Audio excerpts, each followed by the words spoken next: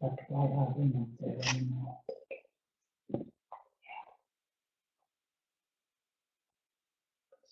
Welcome everybody.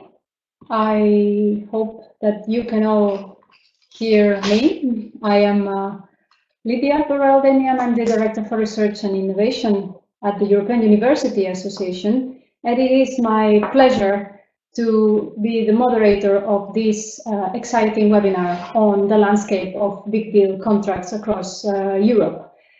This is the presentation of a first-of-a-kind study that we have done in collaboration with our national rectors conferences that are members of the European University Association.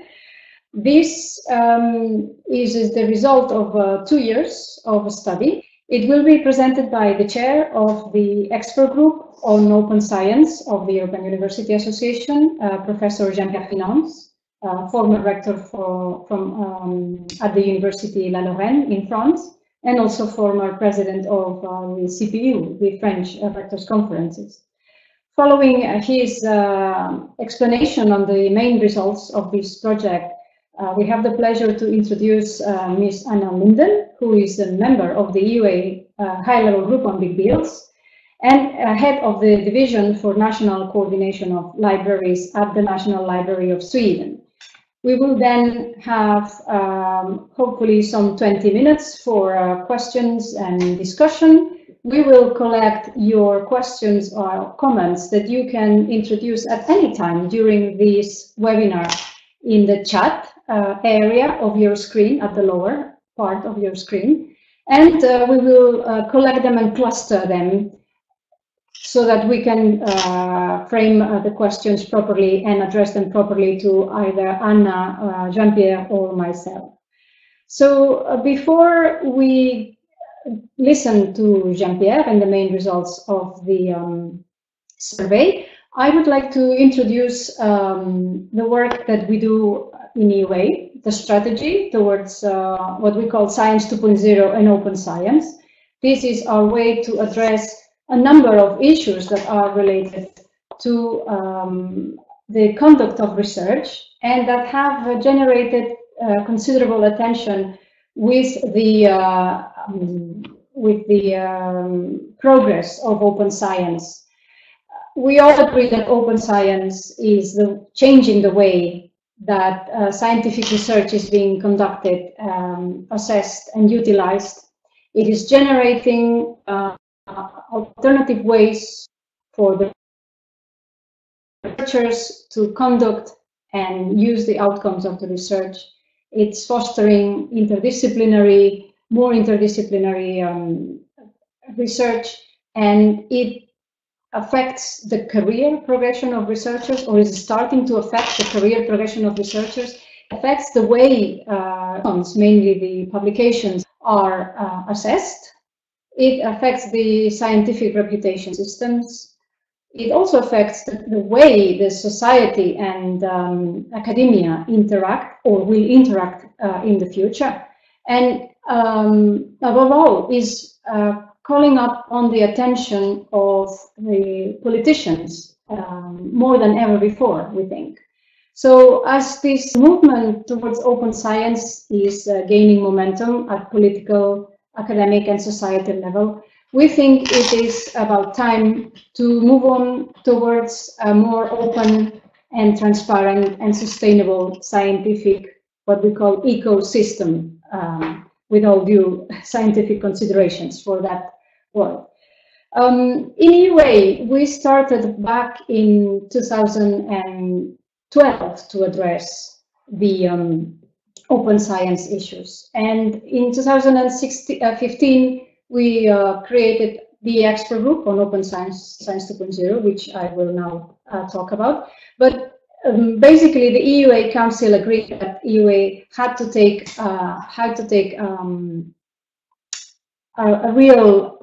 to adopt open science as a strategic line for action, and with a commitment to issue guidelines and recommendations to institutions to raise awareness of the importance of open science, to support institutions in negotiating with publishers, the main subject of today, and to make efforts to accelerate the transition towards a more open scientific system.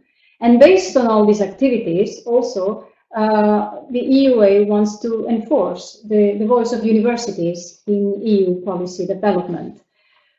We plan then to approach open science in a very broad way, and as we are sure that the issues at stake are very many and complex, our modus operandi is to keep the broad vision and then gather expert input and focused on specific actions of which we can take out good conclusions for our universities and for EUA membership. And then in order to do that, over the years we have created 3 main groups.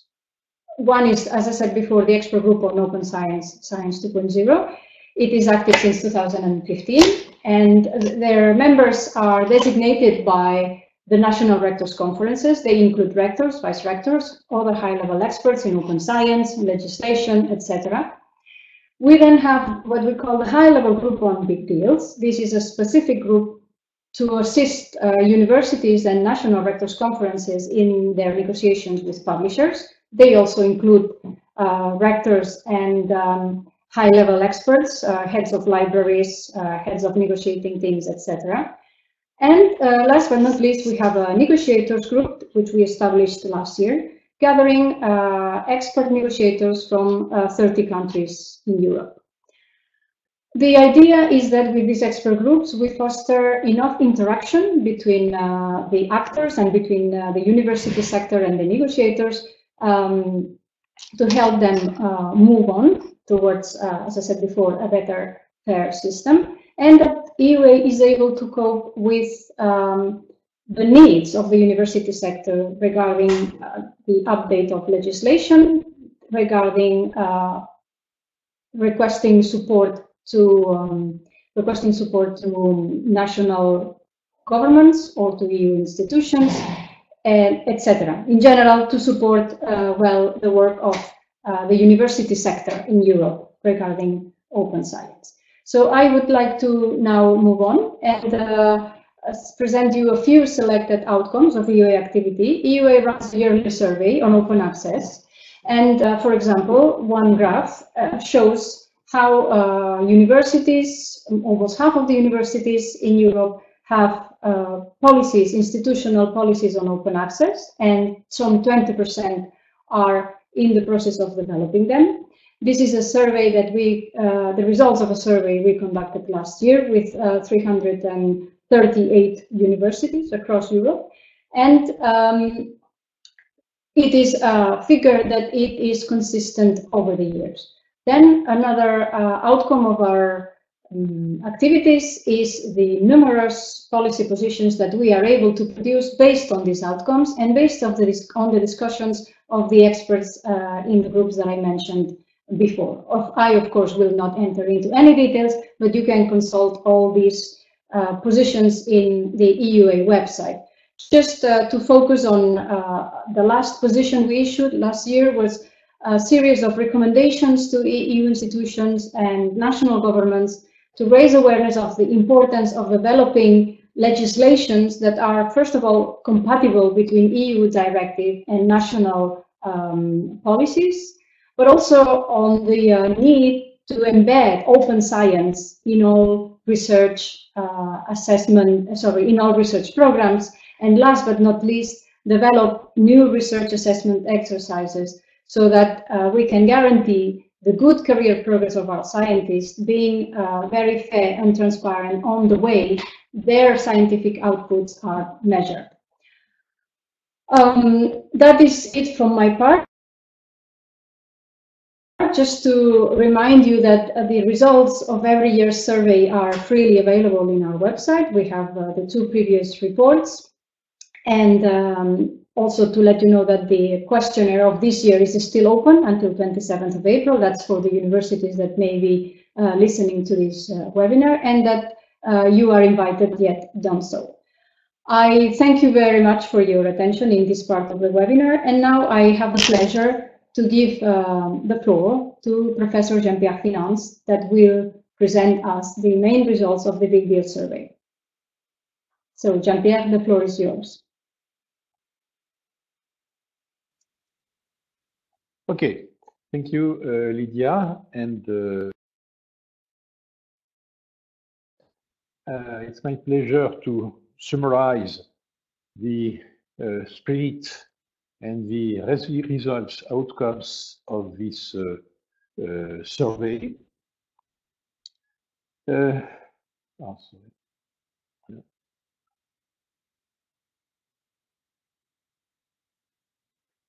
No.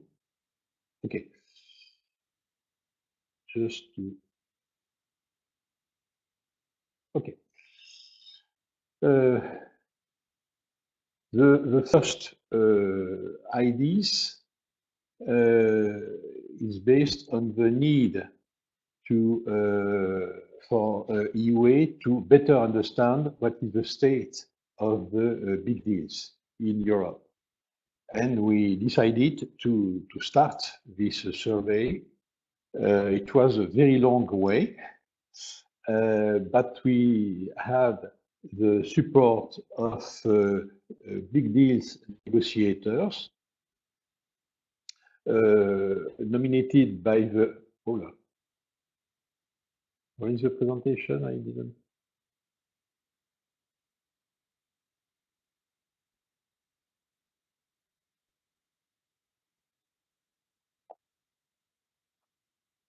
I lose the presentation. Do you see? Okay. Sorry. And we had the support of and the engagement of various negotiators. And at the end of the day, we got about exactly 28 response from across Europe with this result, that is 4 national rector conferences didn't disclose figure for their big deal contract, and 3 only provided figure for 1 of their big subscription contract. The conclusion, the general outcomes were high response demonstrates the need for university to be strongly committed to dialogue, and implication about national legislation and product variation, which has some side effect about the collection. We were aware to keep confidential the answer of all in all countries. And just to have a look about the consortia and the role of the university, it's an involvement of a very high, big number of universities, of library, government representative, and scientific organization. The leadership of university is starting to take an active role in steering and governance. For example, the university leadership on the negotiation is no more at this time of 37%. And at the same time, the source of big deal contract payment was mainly supported by universities. The cost estimated are conservative, and the potential cost saving inherent to a full open access environment are considerable. The yearly total expenditure reported for periodical database and ebook, because we had a survey on periodical databases and mainly Scopus and the Web of Science, and also ebooks. And you can see the total is more than 400,000 million euro. It is a minimal amount we can consider today. And for the only the periodicals, it's more than 380 million of euro, which is quite important, you know. The total national expenditure on big deals contract varies widely from 1.5 million euro to just 100 million, no, 97 million euro.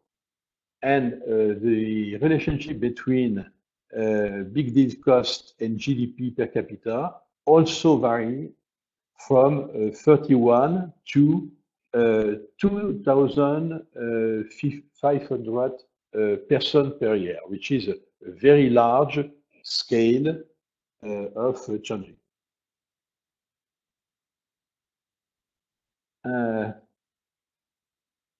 The first mapping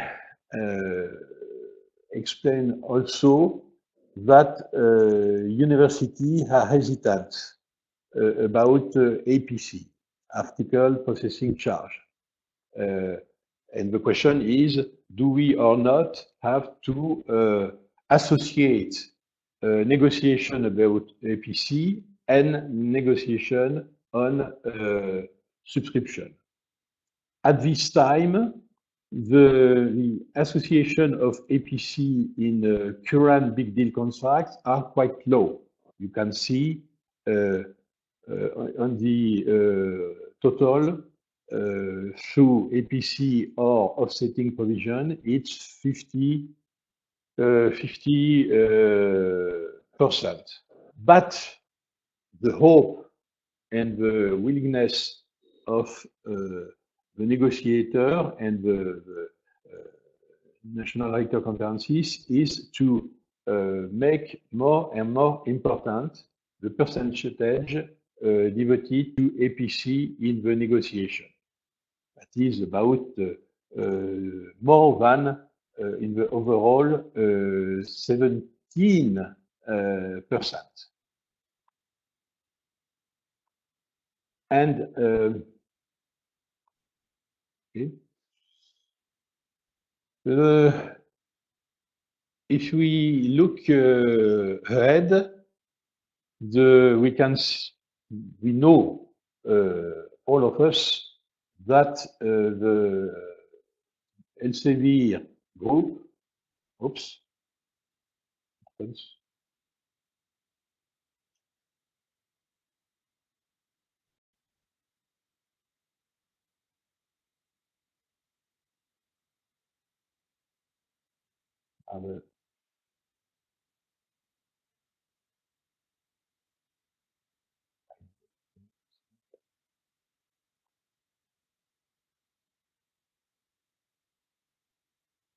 okay, sorry.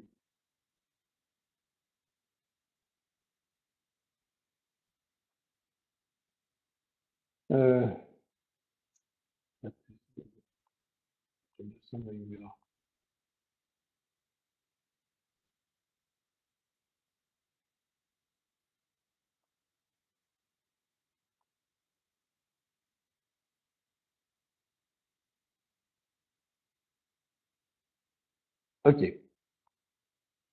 As I said, the total expenditure reported by country, as already said, is very, very large, and a very large scale between 100 million at most, and less than 20,000 at least. And if we compare with GDP per capita, the cost of big deal between reported compare with the GDP per capita is always very large scale. Finally, I can explain the general outcomes. We had very high response rates, which demonstrates university commitment to dialogue. National legislation and product variation affect data collection, as I said, and moreover, it's not always easy for the university to be completely transparent in the negotiation, but we be aware to preserve the confidentiality. The university leadership is starting to take an active role in steering and governance. And I think it's very important that more and more representatives of university are involved in the negotiation committee, and to note that the university are more or less funding the half amount of the contract, which is very important. I already explained this one. The position, the place of EPC, as I said, is not very high today, but is becoming certainly higher in the future. And you can see in the report main detailed answer responses and synthesis we try to do. The last information is a next Big Deal Survey will be launched in April 2011 to National Rector Conference. And to note also that, as said Lidia, that the open access institutional survey is underway. And if you want to participate, you have to click here. So thank you very much, and we will have answer a question after the presentation of Anna. I think we can give immediately the word to Anna Lundén.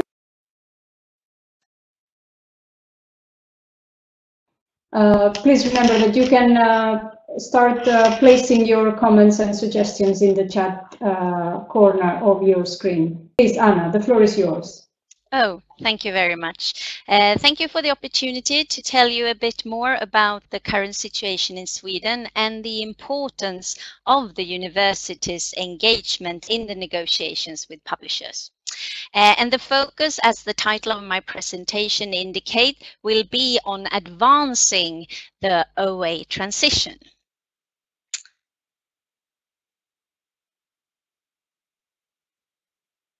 So, To give you a bit of a background, the BIBSAM Consortium was formed in 1996 and has been administrated by staff at the National Library of Sweden since then.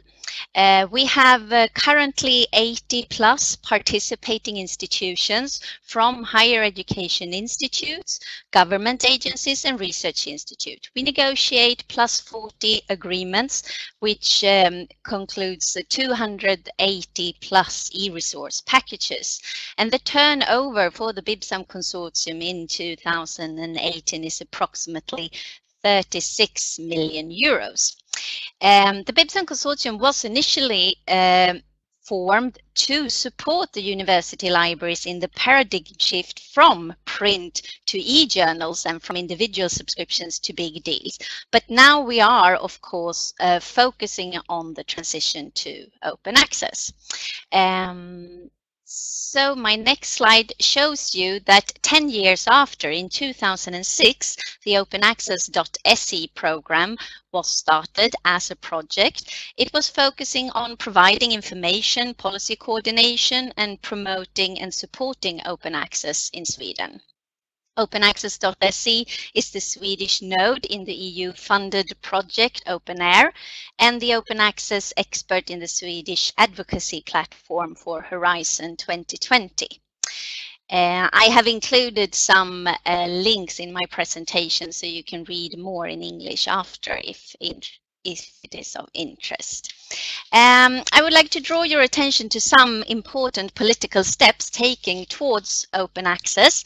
And in 2012, the recommendations from the EU Commission to the member state actually resulted in 2012 year's Swedish research bill to be the first time we addressed open access in this. And in 2015, there was a proposal for national guidelines for open access submitted by the Swedish Research Council together and in collaboration with the National Library of Sweden. In there, we identified opportunities for and obstacles to a transition to open access. In 2016, when the Competitiveness Council of the EU Ministers for Research and Innovation agreed on conclusions for open science, it was followed in 2016 by the Swedish research bill called Knowledge in Collaboration. And in that research bill, it was clearly stated that all scientific publications resulting from research financed with public funds shall be published immediately open access.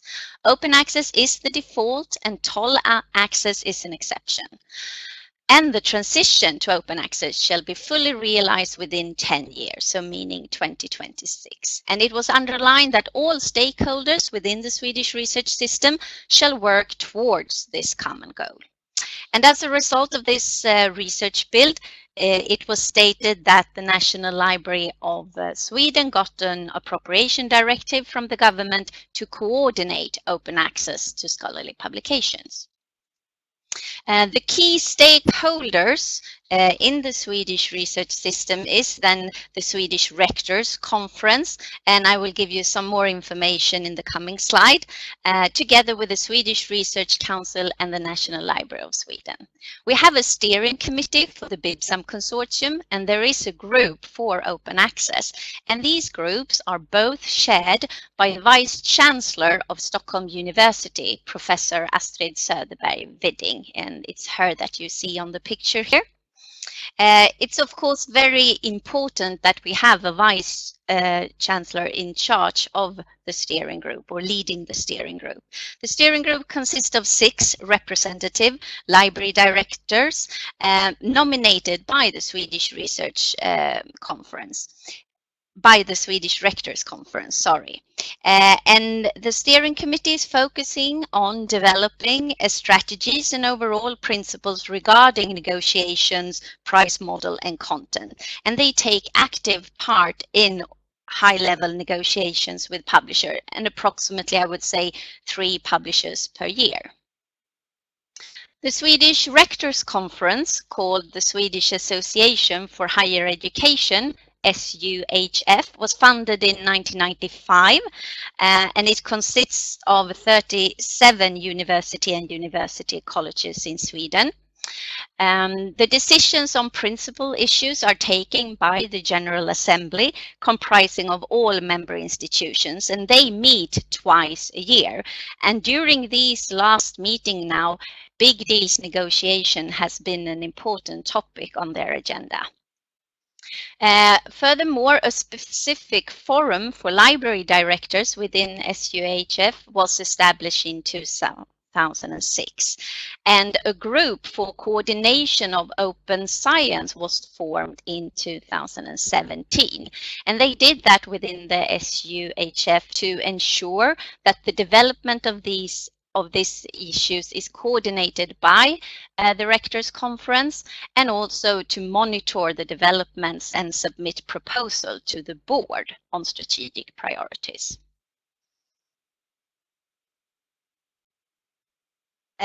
All these three stakeholders have signed the OA 2020 initiative for the necessary large-scale transformation to open access.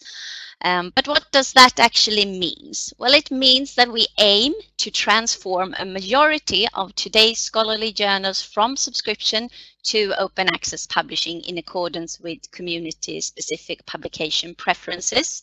It also means that we pursue this transformation process by converting resources currently spent on journal subscriptions into funds to support sustainable open access business models.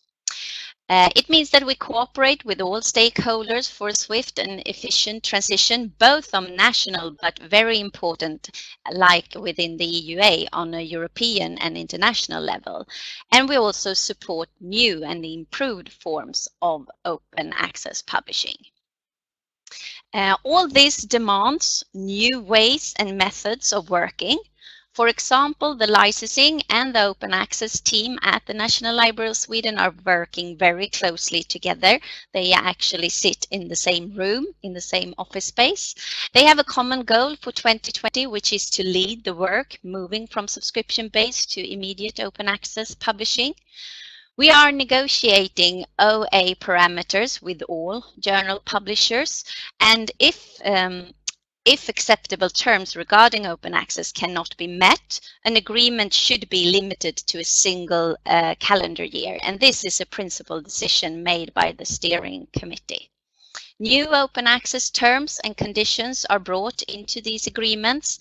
And very important, we have started to collect the publishing data output, analyzed it, and we are using it in the publisher negotiations. One example of this is that we have started a pilot called Open APC Sweden.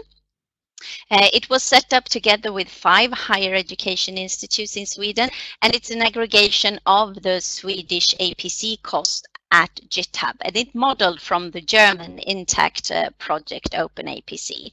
And as a result of this pilot, the Swedish Rectors' Conference introduced the following recommendation that you can see on the slide, that all higher education institutes should use a specific code when registering invoices for APCs in their local finance system. And this was very important, since it will make it much easier to collect this data both at the university level and nationally to get an overview of these increasing costs. Furthermore, we need to monitor the total cost of publication. And as of 2018, the National Library of Sweden has been assigned to monitor and report on the total cost of publication for all the higher education institutes' subscription fees, mainly the BIBSAM consortium deals, but also local subscription, and the publication fees, meaning the APCs, and associated administrative costs. This will demand an increased cooperation between us and all the higher education institutes in order to gather this data. But it is important to see that there is actually enough money in the system. According to the white paper by the Max Planck Digital Library, which is proving this. We have also carried out calculation on a national level that is showing that this hypothesis holds true also for Sweden. And you can see that the average articles author affiliated with Swedish higher education institutes amounts to around 17,000. And if you take that times assuming a mean APC of 2,000 euro, the total expenditure of APC would amount to 34 million euro. And if you recall in the beginning, I mentioned that the BIBSAM consortium has a turnover of 36 million euros. So yes, there is enough money in the system. What we are using as guidelines for our national license negotiation are, for example, the 5 principles that were set out by the LIBER in this very clear and straightforward way to do what I told you we've done. Licensing and open access should go hand in hand, and transparency is important, and keep access sustainable, and so forth. So this has been a great help, since it's known both by the publisher and us to guide us. Furthermore, we have developed a joint Nordic checklist for open access terms, which is intended for the use of consortium and/or library staff negotiating open access agreements with publishers. It's built upon a checklist made by our colleagues in the Netherlands, and is aligned with the ESAC recommendations. So in this checklist, as a negotiator, you can tick off if the open access model includes all the cost and content you need, which article types are being accepted, which license types are acceptable, and very important that there is no non-disclosure clause, and that the eligible author are being verified and confirmed in a streamlined way, which metadata is included, and which information on the reports and invoices can you find. So, to the results, the BIBSAM consortium has successfully negotiated 5 national licenses, including open access parameters. You can see them here on the screen: Springer Compact, Institute of Physics, De Gruyter, Royal Society of Chemistry, and Taylor and Francis. It is clear, I would say, that these are currently, that there is not currently any perfect or really satisfying open access business model on the market. The prepaid read and publish models with these large publishers, containing both the license to read and read the content and an option to publish a set number of projected articles, are only to be regarded as pilots or transitional models, since there is a risk of such agreements to become permanent, which in turn would threaten to replicate the current lock-in with the bundled journals collections tying up substantial part of the library budgets today. So no ideal solution yet, but we are experimenting and learning as we are moving forward. The current negotiations, or the ongoing and upcoming negotiations for the Swedish BIBSAM consortium, is with Elsevier, Cambridge University Press, Oxford University Press, Springer Nature needs to be renewed, and with Wiley. Of course, negotiations with Elsevier has proven difficult, but very interesting due to the special situation in Germany, and also after the Finnish agreement model, because that kind of agreement has not been accepted by the Swedish Rector Conference. And I hope to be able to talk more about this at the end of April.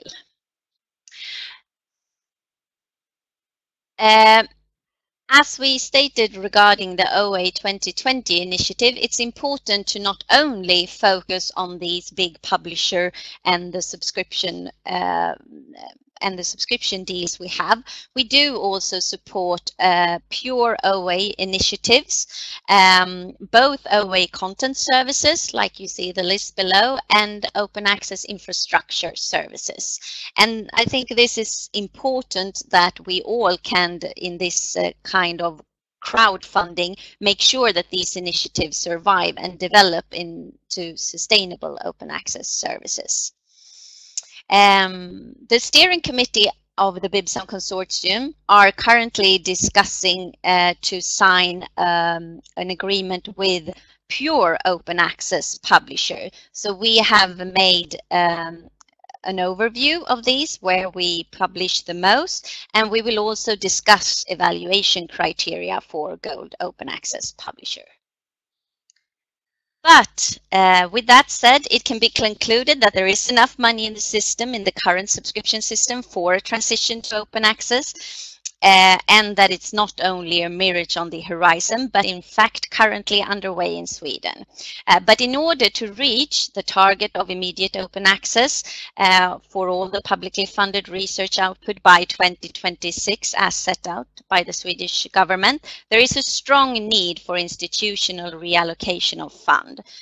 These main stakeholders in Sweden must not lose momentum in this process, but make a concerted push forward in all the negotiations with the publisher to achieve a sustainable scholarly publishing system in unison with our international counterparts. And I've listed some challenges ahead in the last slide. So to continue the support from the university level in the negotiations are very important. As I said, to redirect funding stream from the subscriptions to open access, from funders to higher education institutes. And last but not least, we also like to mention that we need to engage much more in the communication with the research community to inform about these things that we do. So with that said, thank you. And I would also, of course, like to try to answer any questions you might have.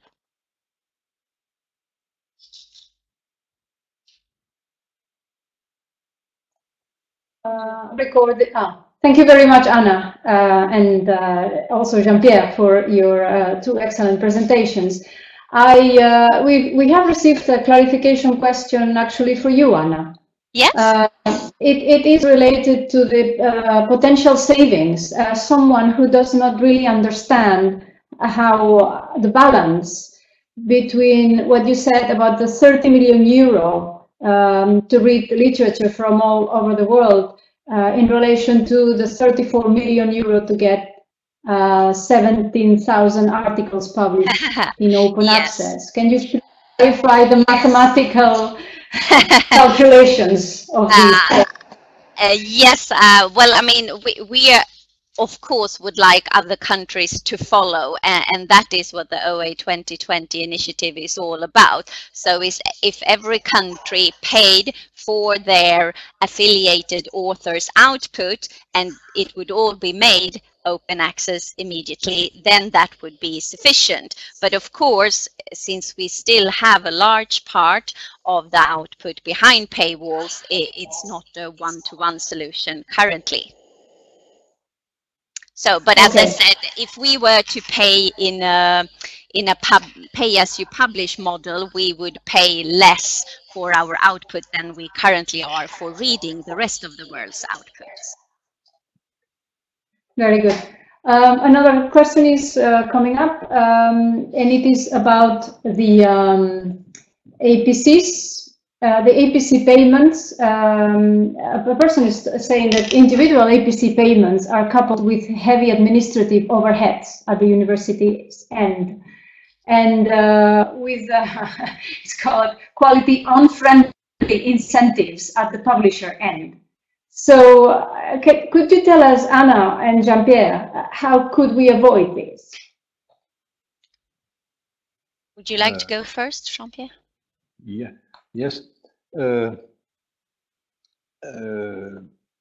Maybe I think we need to avoid that to pay APC lead to a new source absolutely out of control for publishers. So it's the reason why certainly it's necessary now to have a global negotiation about the total amount of EPC. And I could just add that I do think that library consortia can play a role to support on a national level to support this administration of APCs if it's necessary during a transition.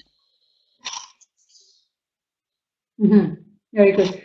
Another question for you, Anna, because you mentioned in your the Finnish model is not good for the Swedish decision-making situation. So, can you explain a little bit main reasons for why that is?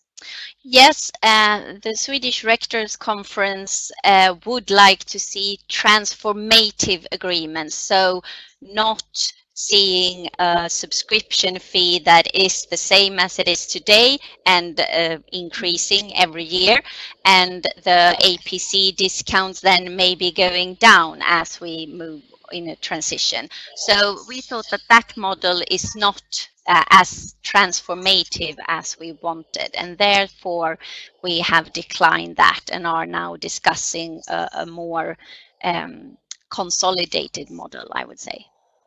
Okay. Okay. Another question for you, Anna, is how the okay, I'm reading textually. How are the transactional/administrative costs respected in the calculation of total costs of publications?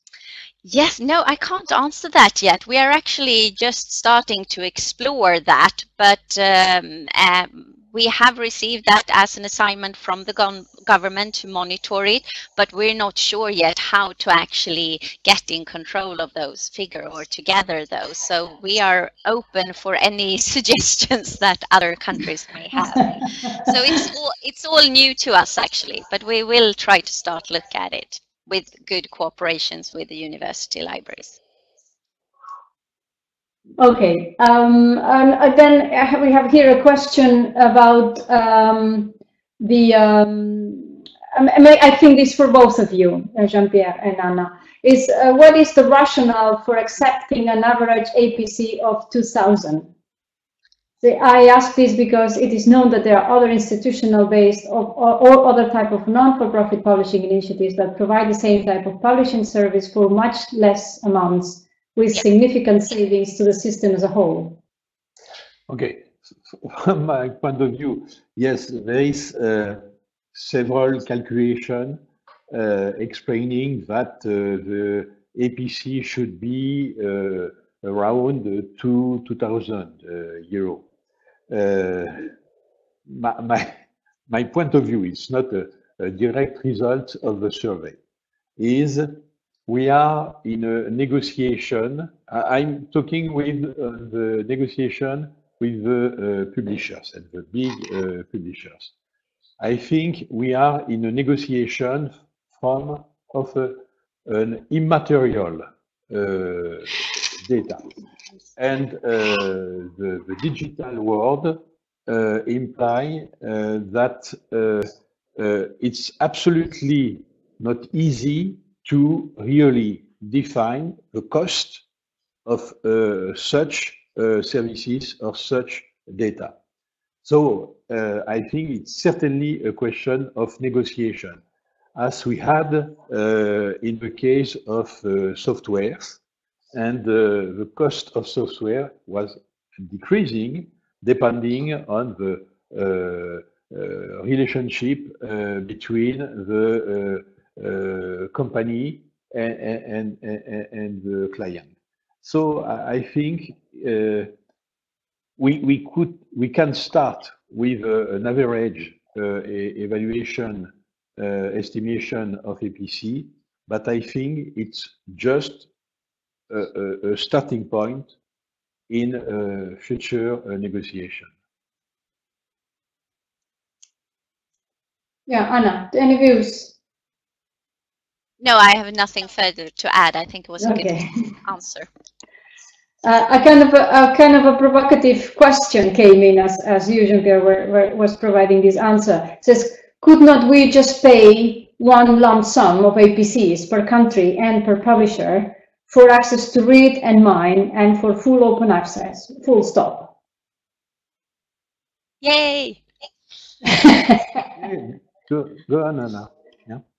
No, but I mean, that's a dream scenario, maybe not so provocative, but a dream scenario that we could all countries come together, or at least in the European Union, to start and sit down and discuss where would we end up price-wise if we were to pay according to that model.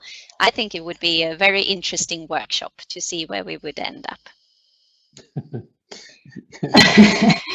And another question regarding APCs, that seems to be the topic of which many of our participants are reacting. The question is, you, I think, Anna, mentioned global APCs. So do you think that countries which publish more than they read would support an open access transformation as well? Because they would have to pay more APCs than they pay for subscriptions. So do you think, or Jean-Pierre, do you think that how we could address this situation? I think, yes, it's possible, but I think it just, from my point of view, is deeply a question of negotiation from one side, and from the other side, the developing of other kind of platforms for publishing through other models, and pushing forward the concept of bibliodiversity. That is the need to have a strong diversification of the system, because at this time we are thinking on the old fashion system, and it certainly will appear new ways introducing fair concurrency between publication, private one, public one, and so on.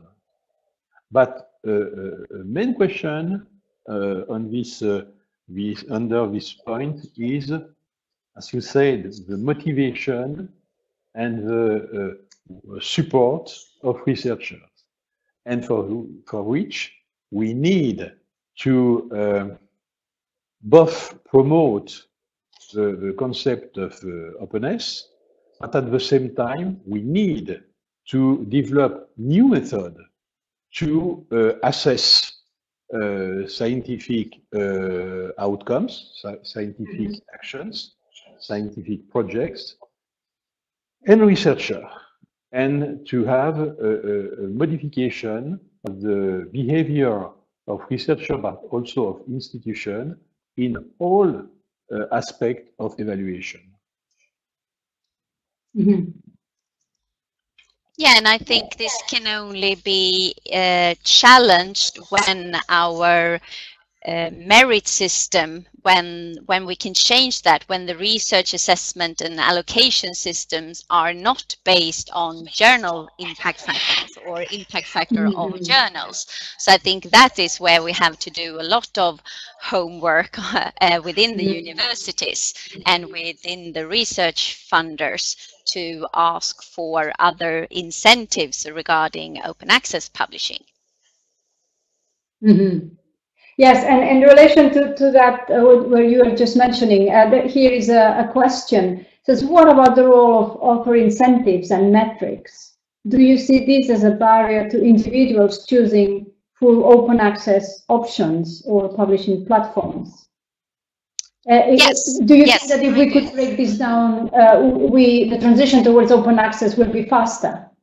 Yes, I do. But I do see that there are changes going on, and that we need to work on that. In Sweden, when we got the coordinating mission or assignment to work on that, we have initiated 5 different studies, and one of them are looking at the metric system and how we should assess research together with the research funders and researchers themselves. So how to look at that is of very big importance. Mm-hmm. Let's move for the last few minutes of the webinar, as we would like to finish sharp at 3. Some questions about publishers. There's a publication, I think, a question here saying, non-EU countries who cover more than half of STM publications, unfortunately, do not have anything like Horizon 2020. So, do you think that publishers take this into account when they fix subscription fees? And what about the developing countries, developing and emerging countries who cannot afford subscriptions or APCs? So this is a more kind of global question, and how can we address disparities at the global level? And how do you think publishers would react to that? I think it's the reason, one of the reason why we organized this survey.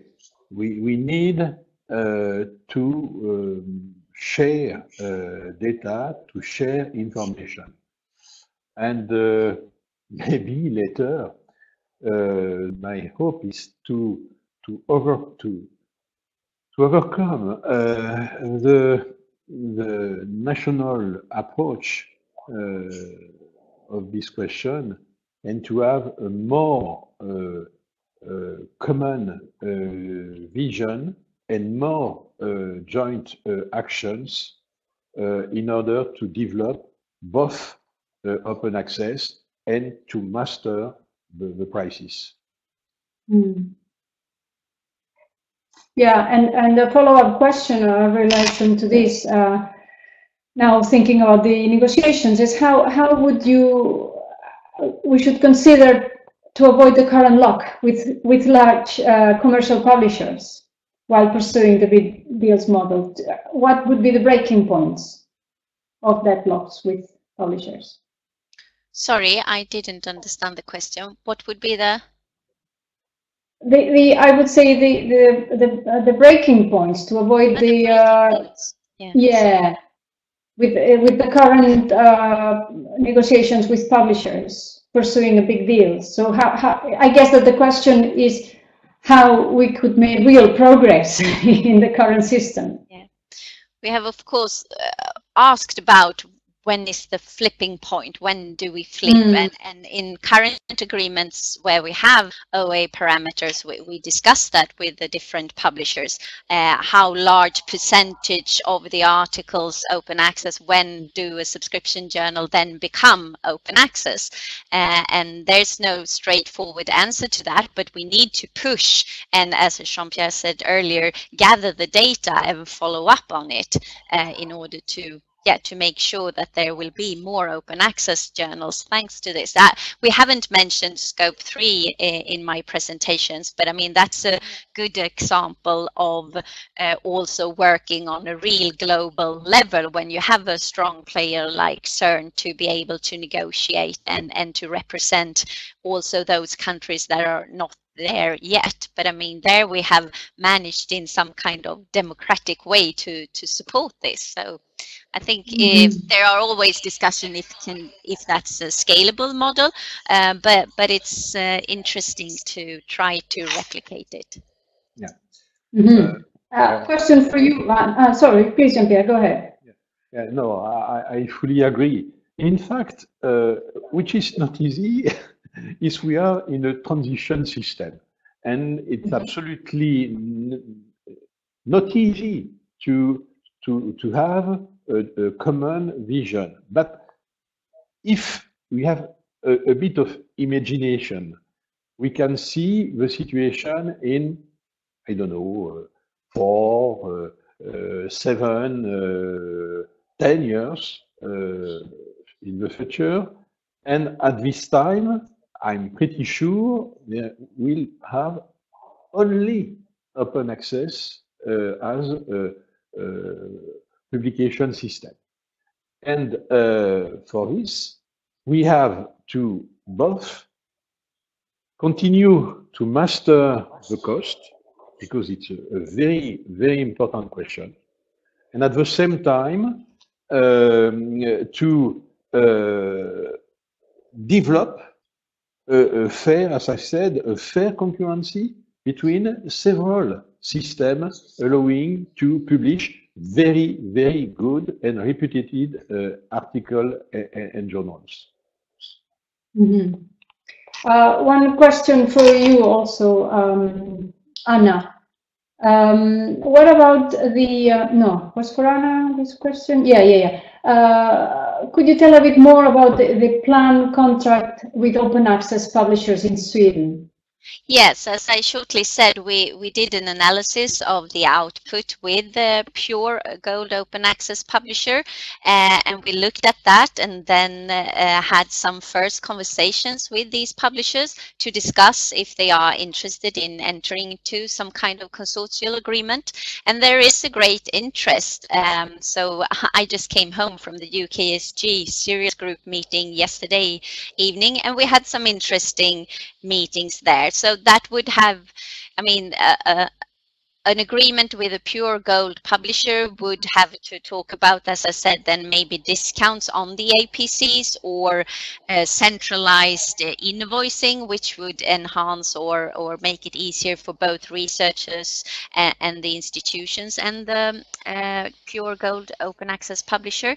So that's what we're looking at. And Austria has already signed an agreement with Frontiers a couple of months ago. So they are the first one out there as I know of. So yeah, that what can be said. And as I said, we're looking into the criteria how to evaluate this, but there's a strong interest from the Swedish Rectors Conference to show that we actively work with the gold open access publishers as well. Good. I think we are almost at the end of our conversation, and I think Anna, we will be very interested in following up this development from the part of the Swedish context. A question for EUA, whether the big deal cost per countries could be disclosed. I'm afraid that in the report we have disclosed as much as we can disclose. That this report is the result of extensive discussion with those who provided the information, and that's what we agreed that should be published. So only the data that you see in the report is disclosable. If you ever see any other data, I don't know, but it will not be ours. It will not be from our part. This is as far as we can go. And to respond to this earlier question as well, yes, from the part of EUA, we think it's the first time, I don't know if it is the first time that the data on big deals at EU level is collected, but definitely is the first time that I see it is disclosed in this way. So I cannot speak for others. I can only speak for EUA and for what I've seen. I think that, are there any one last minute question? Because I think we need to close. If not, yeah, I think, well, a little bit of a provocative question to end and food for thought. How long can libraries to continue to support the status quo, meaning dealing with the big deal agreements, rather than investing in new ways of providing different services for researchers to access scientific information? What then maybe, what do you think could be done in that sense, in the library system, to facilitate that breakthrough point as well? To provide services to find alternative access ways to open access, because there is a lot of open access material out there. We haven't touched upon preprint archives and so forth. So, I mean, if it's just an information retrieval thing, then maybe the last copy of the article is not of highest importance. So I think we need to be much better at using those facilities in a structured way. Very good. One last word, Jean-Pierre? No, we are just to continue. Okay. Very good. I think that then I can only thank the participants for their for being here, even in a virtual way, for the questions. Thank you very much, Anna, for your great contribution, and Jean-Pierre as well. Just to say that for those interested, those universities logged in, there will be a new webinar in 2 weeks' time on the institutional evaluation program, aiming at supporting the institutions in developing their strategic goals and managing change. So thank you very much for your attention. The presentations and the recording of the video recording of this webinar will be sent to you as a link in the coming days. And if you have any question, please contact us or Pierre or Anna. Thank you very much, and Thank you. talk to you soon. Thank you. Bye-bye. Bye-bye. Bye.